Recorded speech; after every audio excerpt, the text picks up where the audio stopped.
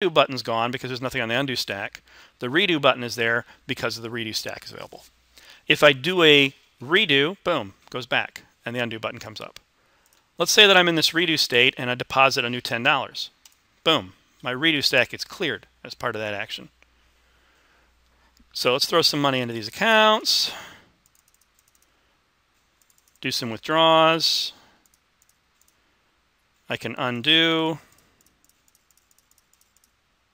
redo, and everything's working just fine. Now I can do transfer, undo the transfers. Nice and simple.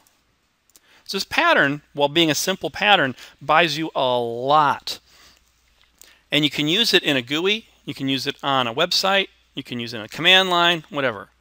Now with a website, it's not as useful because the user isn't usually keeping track of the state of what's going on the website. Usually you send a request to the website, it performs the action and sends you the results.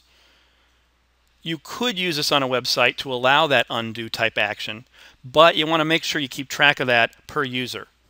So keep track of it in your session as opposed to for the global website, because that would be kind of bad. You know, one user does something, the other one user undoes it. Maybe not working all that well.